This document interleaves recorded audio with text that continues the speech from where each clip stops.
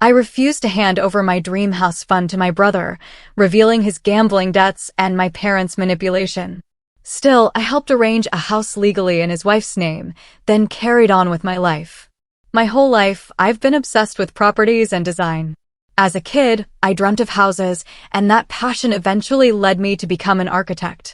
Today, I'm doing pretty well for myself, and I'm proud of that. My journey into property ownership started years ago in Germany with a duplex I still rent out. Since then, I've acquired 2 houses in Italy, which I mostly rent as holiday homes, and 1 in Spain that's become my own vacation spot. I even rent a room there to a good friend. All these places bring in a solid stream of passive income, but that didn't just happen. It took years of grinding, constant investment, and endless refurbishing projects. Right now, my job has me temporarily in a different city, renting an apartment myself. Meanwhile, my older brother, who's 48, lives with his wife and 2 kids. They're on the hunt for a bigger house, and they've found their dream home, but it's just completely out of their budget. And for my wife and me? Well, things were moving fast. We were about to close on our 5th house, this time in France. It was going to be our biggest purchase yet, the kind of place you imagine retiring in. Huge, gorgeous, everything we ever wanted. It felt like an incredible deal, a true dream come true. So, naturally, I was bursting with excitement and decided to share the news with my family during a FaceTime call with my siblings and parents. At first, everyone seemed genuinely thrilled for us. But then, my brother chimed in, suddenly bringing up his own need for a bigger home. He then, with a straight face, suggested that I should give up on our dream house in France, hand him the money, and maybe even chip in for refurbishing the home he wanted. I honestly thought he was joking. I actually laughed out loud and, without thinking, just flat out said, "No way." Apparently, that was a massive mistake. The entire mood of the call plummeted. Instantly, my whole family turned on me, piling on, acting as if it was somehow my moral duty to buy my brother a house. For 10 agonizing minutes, they guilt-tripped me nonstop. I finally just told them I'd think about it, just to get them off my back, and hung up. Yeah, I admit, I can be a bit of a pushover. Later, I talked it over with my wife, and we came up with what we thought was a pretty reasonable solution. We'd buy the house for them and rent it out at no profit, just to help them out. When I pitched this idea to my brother, he was insulted. He didn't want his younger brother as a landlord. My parents then doubled down, insisting I should simply hand my brother all the money we'd saved for our French house, no strings attached. That was it. That was the last straw. I told them all, in no uncertain terms, to back off. And then I started pushing through the paperwork for our dream property in France, absolutely determined not to let anyone guilt me out of it. Some friends later tried to tell me I should put family first and that it's not like you and your wife are struggling for money. But after everything I'd invested, all the hard work to build this life, I couldn't grasp how they thought I should just hand it all away, not for a good cause, but just to make things easy for my brother. Still, it made me wonder, sometimes, about the impact I actually make.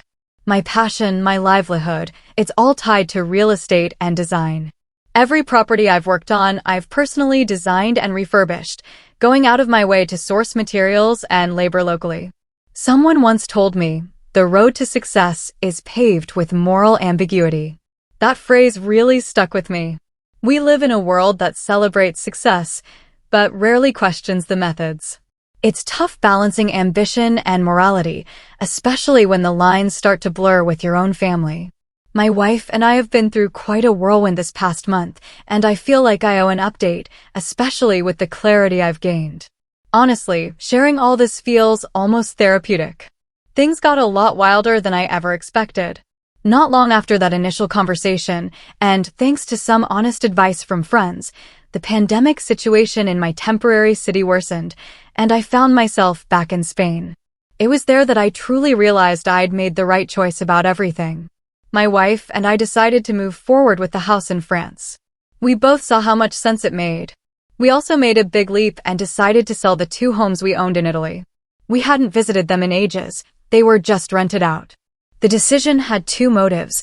I couldn't shake some of the thoughtful remarks I'd received, and we figured some liquidity couldn't hurt with the way the economy was heading. For the sale, we decided to only list the homes with local real estate companies. And then there's the saga with my brother, which turned out to be far more complicated than I first thought. About a week after all this started, his wife called me, asking if I would reconsider helping them out. That call turned everything sideways. There was a real reason for his request, but apparently, my brother hadn't wanted to tell me the truth.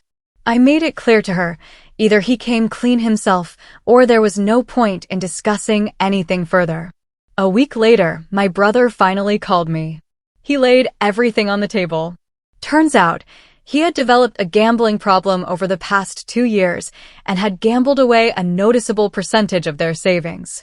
Not a majority, but significant, less than 40%, more than 15%, as he put it. That dream house they wanted was now even further out of reach. Apparently, he'd been in therapy for his addiction for 4 months, but the financial hole he dug was deep. What floored me even more was learning that my parents had known everything from the beginning. I'd known my brother was having marital troubles a couple of years back, but they were always so secretive. I never pried. Now I knew the core of the problem. On top of that, my parents had actually urged him to ask me for a larger sum, hoping I'd at least compromise and agree to help with a smaller amount. When I confronted them, the conversation went brutally honest and harsh. They actually believed I owed the family, that it was more their money than mine, just because they'd raised me. That opened a whole other can of worms for me. I did tell my brother about how I'd been thinking about all of this. He was angry at first, but after talking it out and considering everything, he understood. After a tough discussion, I made him an offer. He could rent the house at cost. And once he rebuilt his savings, I'd sell the house to him and deduct the rent he'd paid from the sale price, as close to a rent-to-own deal as possible. Some people had suggested this solution, and it felt right. He gladly accepted. So, that's where things stood. I was really hoping once the pandemic was behind us, we could all get together, share a good laugh, and leave this chaos in the past. A lot of people seemed worried about the legal side of things, but don't worry, I had my lawyer drafting everything up. Everything would be in writing. But honestly, for me, this wasn't just about the paperwork. My drive behind all this came from a much deeper place. Growing up, my brother and I watched our own father struggle with a gambling addiction. I've seen up close what gambling can do to a family, and I realized just how much stability those kids needed. This was about more than just finances. Looking back, the last 2 years had been a total whirlwind. Of course, the pandemic threw a wrench into everything, but my brother's actions didn't help either. It all came to a head when we decided to sell our business to a firm in Germany. Even though we managed to make a profit, the pandemic made it nearly impossible to set up our sourcing. Projects dried up, and when we finally got a decent offer, we pulled the plug. Since then, I hadn't been doing much, just exploring my options. But before we made that sale, life at home absolutely blew up. My brother and his wife got divorced. My parents followed suit. I always knew my father had struggled with gambling, but I could never wrap my head around how my mom reacted to all of it. It turns out, there was a lot I didn't know. As a child, I didn't realize that my mother forced my father to hand over his entire paycheck, and sometimes even more than that. When the money wasn't enough, she actually suggested he try gambling. She'd always put herself on such a moral pedestal, so discovering she encouraged his gambling was absolutely insane to me. The reality? She'd been incredibly financially abusive for years. They almost divorced before, but she eased up, and my father thought she'd changed for the better. But good things never last. When my brother started working, she began demanding money from him, too. Even worse, she used me as an example, claiming I'd been sending her money and that my success was inspired by my need to provide for both myself and her. The truth is, I moved abroad when I was young, so my relationship with my brother was always a bit distant, and I had no idea what she was doing to him. She pushed him towards gambling, and he tumbled straight into the trap. After the situation with the house, he managed to stop for a few months, but quickly relapsed, switching from local machines to buying prepaid cards for online gambling. My father claims he didn't know any of this was happening, but he certainly didn't complain about the vacations paid for by a stay-at-home wife or the pressure he put on me to buy him a house. When he finally filed for divorce, I found it hard to lay all the blame on my mother. I held him equally accountable. My brother's wife filed for divorce not long after everything came to light. It was only after my father filed that he told his wife about everything our mom had done. I reached out to him, wanting to support him, but his response was to tell me to go away and never speak to him again.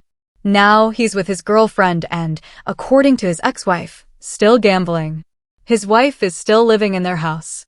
We stopped making the rent-to-own payments, but I didn't want to impact her finances any more than necessary. At least the mortgage rates were cheap. As for me, I cut contact with both my father and mother. My brother, for his own reasons, has cut contact with me. I almost believe my father divorced my mother hoping that I would take him in. Now, I'm settled into a new house in France. I may not be a fan of French people, but in a way, I brought this on myself by choosing to live here. My wife, on the other hand, is absolutely thriving in our new, rather odd life. I spend most of my time in my workshop or just browsing online. I can't help but feel that a mix of boredom, the lingering pandemic, and my complete loss of trust in my family has left me somewhat jaded and disenchanted. For the past year, ever since we sold the company, I've debated sharing what's been happening. But I kept waiting for some unexpected twist or some good news to close this chapter on a high note. That moment never came. Looking back on my earlier thoughts, I realized I was so focused on my own problems, seeing everything as just another trial life threw at me. Now, I see things differently. Sometimes you're just a supporting character in someone else's drama. And a lot of what we call success is really just being in the right place at the right time. Anyway, that's where things stood. Sorry for going a bit off on a tangent, but this is the reality I'm living now. The quiet, though? It didn't last long.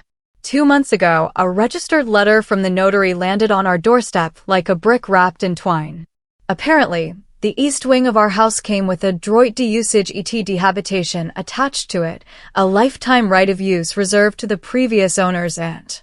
It was buried in a paragraph I'd skimmed because I was so giddy about the garden and the stone stairs. In practice, it meant a 91-year-old woman named Odette was entitled to live in 2 rooms and use the kitchen. The notary wrote it like I'd won an heirloom cat. 3 days later, a taxi pulled up, and out came Odette in a navy coat, a scar on her chin like a comma and a cane, pulling a suitcase with a ribbon tied to the handle, as if she had just returned from 1968. It should have been a disaster. It wasn't. She walked in, nodded at the beams, and told me the half wall in the salon was illegal, built in the 80s par contra, and that if we removed it, the room would breathe again.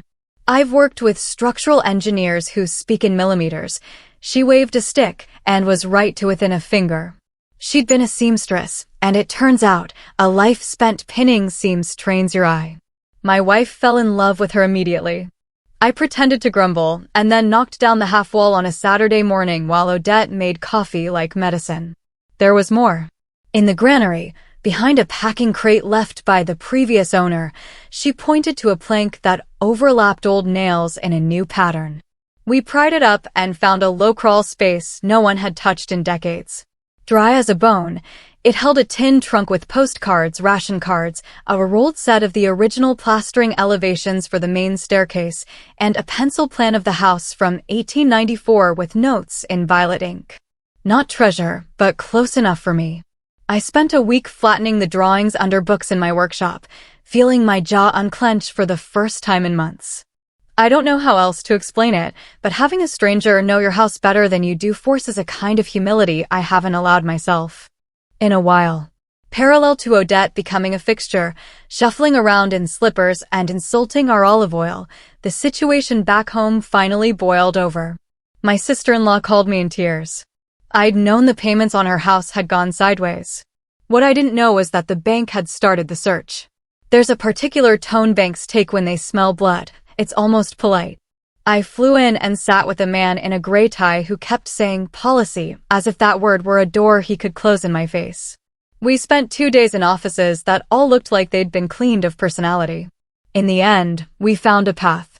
I bought the note at a discount with the condition that the loan be rewritten solely in my sister-in-law's name. Fixed, modest rate, no balloon. My brother had to sign a renunciation of all claim to the property. He would get a lump sum equal to the equity he'd actually put in. No fantasies, no future cuts, a clean break. I told him to meet us at the notary. He showed up 40 minutes late, smelling like aftershave and cheap whiskey, and tried to turn the waiting room into a stage. He demanded fairness, shouted that I was stealing his house, said the kids would hate me. I told him quietly that he hadn't paid €1 in a year, and I was done letting his chaos flatten everyone else's life. It wasn't a moral speech, just a boundary drawn with a pen. He signed. He took the check and left without saying goodbye to his children. I stood in the parking lot afterward, watching the exhaust blow into white air, and felt something cold, empty, and necessary at the same time. I don't know how to love him without condoning him. That's the problem I can't solve. I came back to France to find the mayor had been leaving notes with our postwoman. Word had gotten around that I'd worked in buildings, and the commune wanted help restoring the old lavoir by the stream before it fell in on itself. It was the first time anyone here had asked me to build something without a spreadsheet attached. We sat in the mairie with bad coffee and worse fluorescent lighting and drafted a plan. Local stone, local masons, volunteer weekends, a discreet plaque naming the mason who did the vaulting 600 years ago instead of the donor who paid for the lime. I called the supplier I used to argue with and asked for a deal on chalks. He laughed and sent 2 pallets, grumbling the whole time. I bit my tongue about moral ambiguity. Sometimes, you just take the line and say thank you. Odette supervised. She sat on a folding chair and shouted advice at the mayor about joints. People from the village came with gloves and jokes, and for 2 Saturdays in a row, I forgot the internet existed. My wife, who was born a city person and became some kind of benevolent rural machine in under a year, organized sandwiches. A neighbor I'd only nodded at for 4 months told me about his father hiding wine barrels in that very lavoir when the Germans came through. He said it like he was telling me where he kept his socks. That's the thing this place does to me.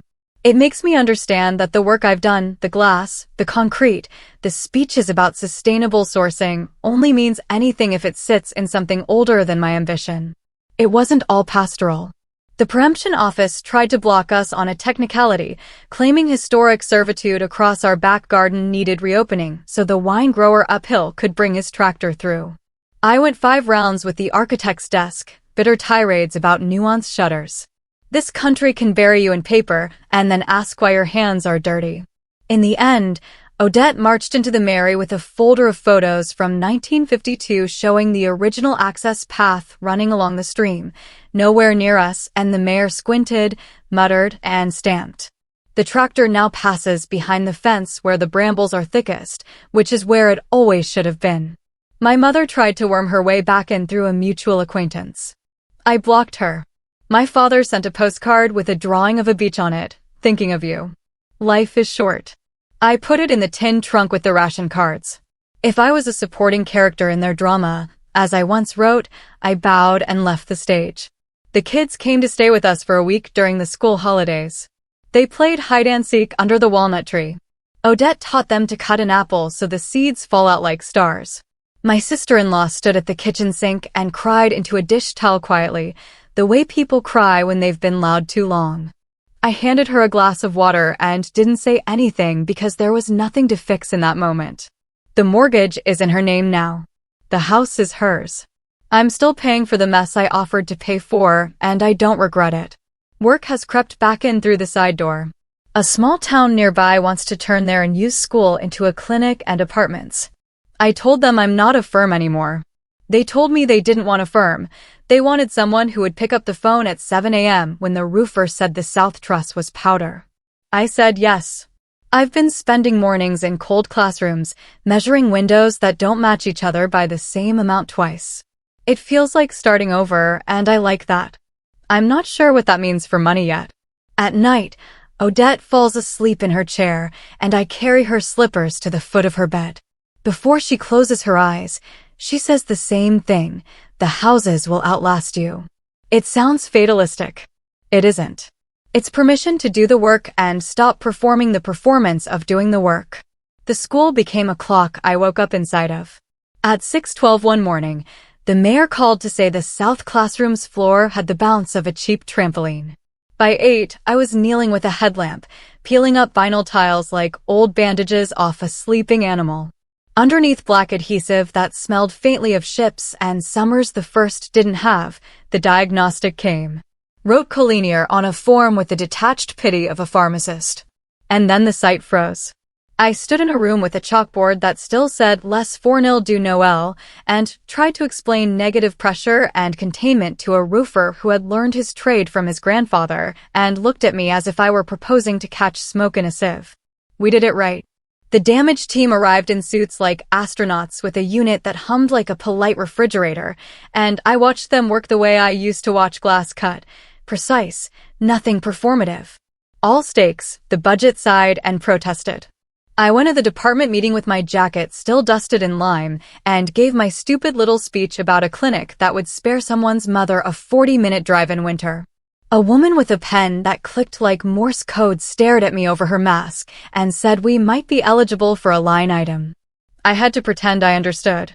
2 weeks later, an email with too many attachments dropped in, and I realized I had accidentally become my own bookkeeper. In the afternoons, a kid named Elo started showing up with his lunch rolled in a dish towel.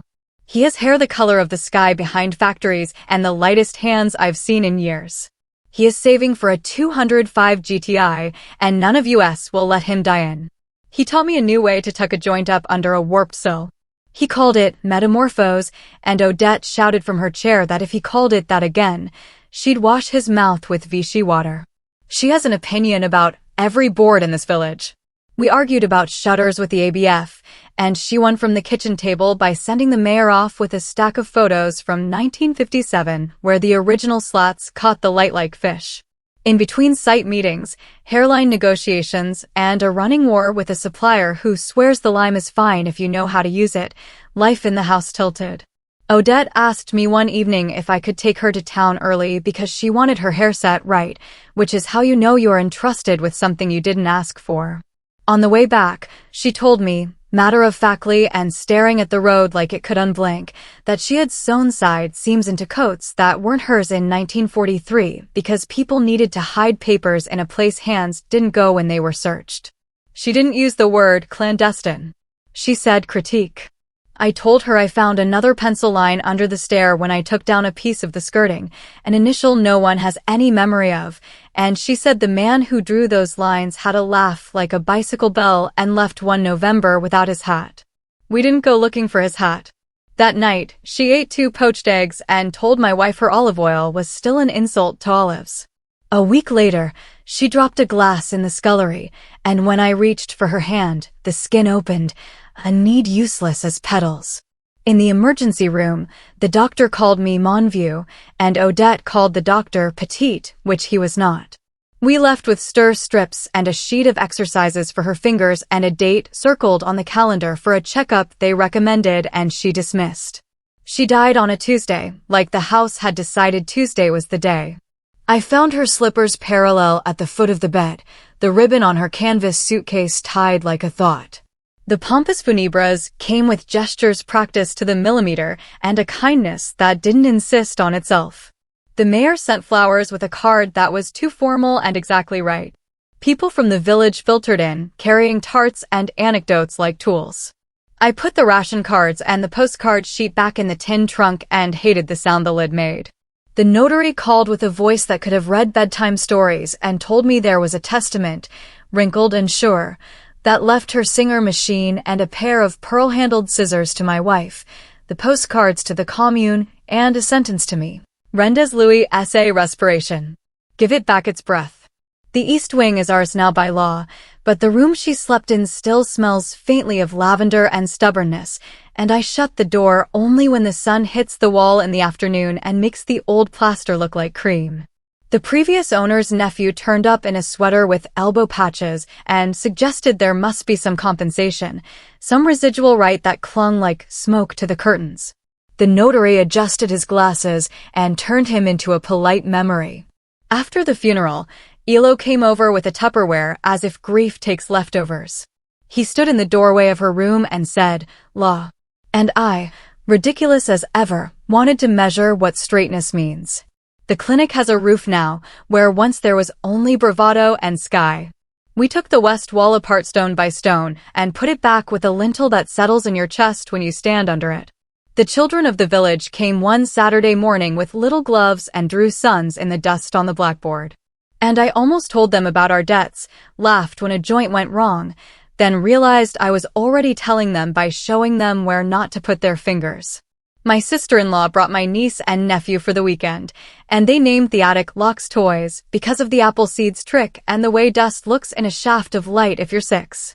They fought over who got to sleep closest to the wall with a hairline crack that looks like a map of the lore. Their mother stood at the sink and dried a plate so thoroughly it squeaked and said, without turning around, that she's seeing someone who fixes bicycles. He is quiet and his hands. I don't worry about them around my niece and nephew. I said I don't need to meet him until she wants me to. The mortgage statements now read her name, and I file them like I'm putting away knives. My brother resurfaced in a text message from a number I didn't recognize. A photo of a beach I think was taken off a wall calendar and 3 sentences that started with "you never." I didn't answer. It's not a moral stance. It's the only way I know to keep a floor under our feet. My father sent another postcard with a drawn pelican this time. I put it next to the first in the trunk without ceremony. My mother found a way to tell a neighbor she had always liked me best. I watched the neighbor choose to keep that to herself until he decided not to, which is what communities do. They hold things until someone's arms get tired. And then, in a neat, private corner, the kind of thing that happens in novels and makes me suspicious of novels happened in our life. My wife took a test while I was at the Mary arguing about a downspout. And when I came home, she didn't say anything. She just put the little white stick next to my coffee like a stirrer and waited. I stared at it the way I stare at foundations, as if I could read a future in a line. I felt joy arrive late, like a bus you don't trust until it's at the curb and the doors open. I also felt something ancient and mean stand up in me with a list of all the ways I could fail. We went for a walk along the stream where the lavoir now sits with its head held correctly, and I told her I was afraid of being my parents. She told me I wasn't. Not because I was good, but because I was tired of performing good. That distinction made more sense to me than anything has in a long time. We sat on the wall and watched the tractor take the path behind the fence where it always should have been, and I realized Odette's sentence had already started working on me. The house is breathing. My days are full of old wood and new paper and arguments with functionaries and men who think lime can do anything and it can't. At night, I sit at the kitchen table with the old plans from 1894 and a pencil sharp enough to make the thinnest line a human hand can make. And I draw what we are going to build where there used to be a corridor full of children. I am not sure yet how the money will work. I am more sure of my hands than I've been in years. I carry Odette's slippers to the foot of her bed out of habit, and then I put them back in the pocket, which is its own kind of prayer. The houses will outlast us. That's the point. The river climbed the steps of the lavoir like it had a memory to check against. A southwesterly rolled in with the kind of rain that leans, and by midday, the stones we just pointed were taking a baptism I hadn't scheduled. The mayor called with his voice already in his boots, and by the time I got down there, you could hear the stream talking in a register that makes men invent new swear words. We stacked sandbags as if that would convince water to negotiate. It didn't, but it slowed its temper. The vault held. The water filled and spilled the way a lung works if you don't panic it. The only casualty was a stack of flyers for the inauguration someone still insists we should have. They bled their ink onto the floor and turned themselves into a map of nothing. I felt absurdly proud of a wall. Back at the school, the roofer reported 3 tiles gone in a ridge that had opinions about weather. We climbed up after the gusts let up. Yellow approached a recently woken dog, hands open, voice low. He tied off without being told and handed up tiles with that shy competence he keeps pretending is accidental. When we came down, a white van was parked sideways across the gate, and 2 people in bright vests were explaining that INRAP had triggered prevention archaeology on the South Trench because someone's grandmother remembered finding a Roman coin there as a girl. I wanted to say that someone's grandmother remembers everything in this town and is not wrong often enough to be dismissed. But we all have our uniforms. They opened a square, and in the second spit out came a shard, the color of overripe apricots, with a fingernail track still visible in it. Gallo-Roman, he'd almost whispered.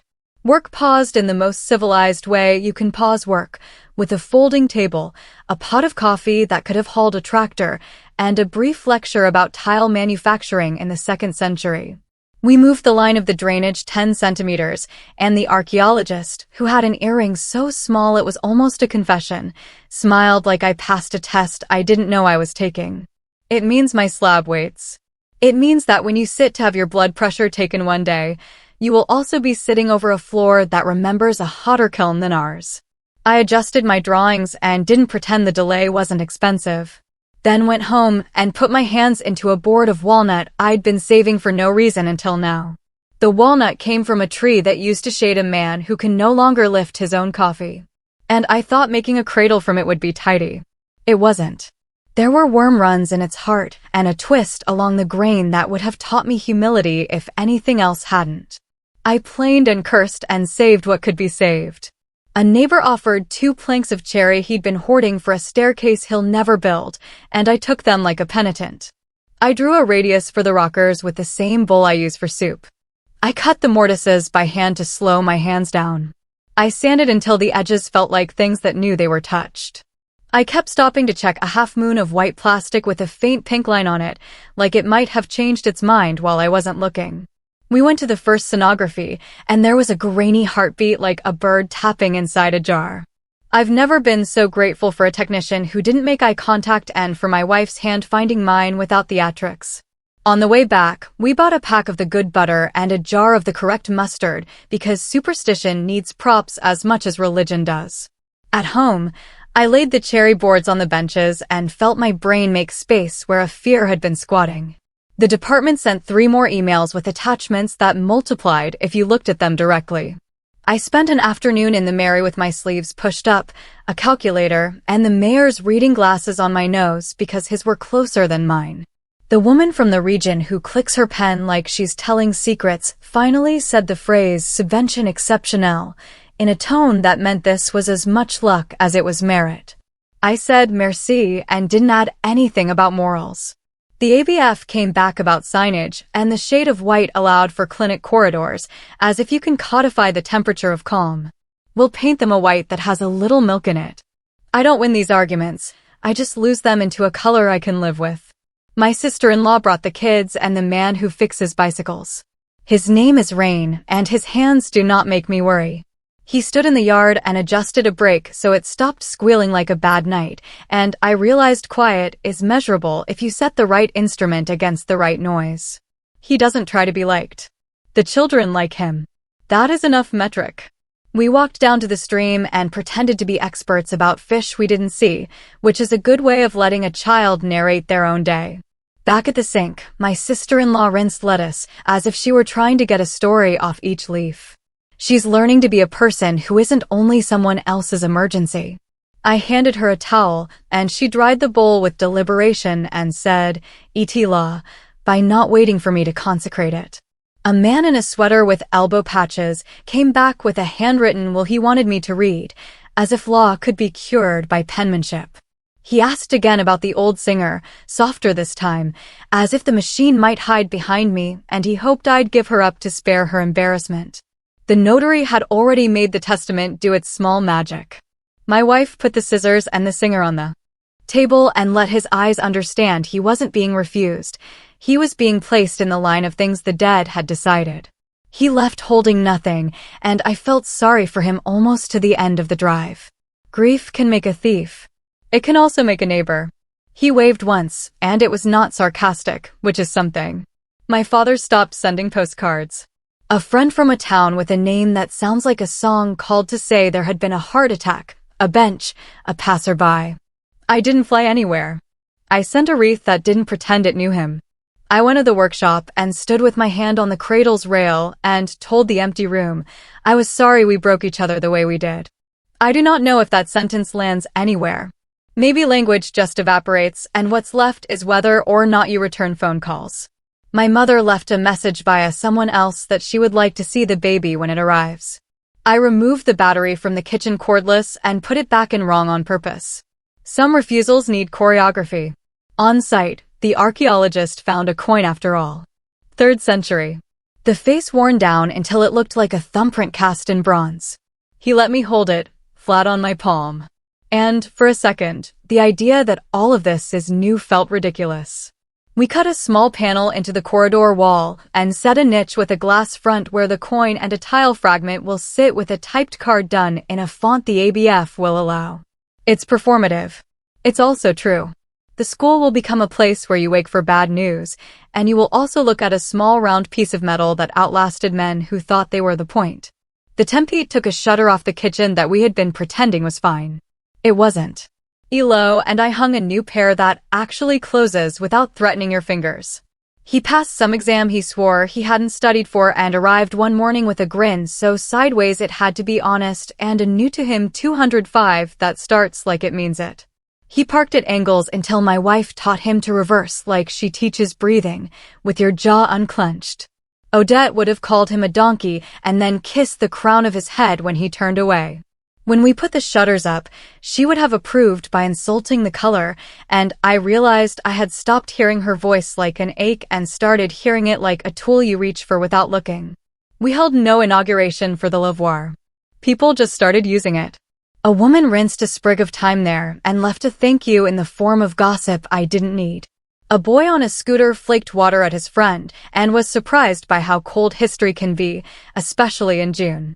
The mayor came by with a bottle of warm cremant at 4 in the afternoon, and I took a sip because refusal would have been a speech.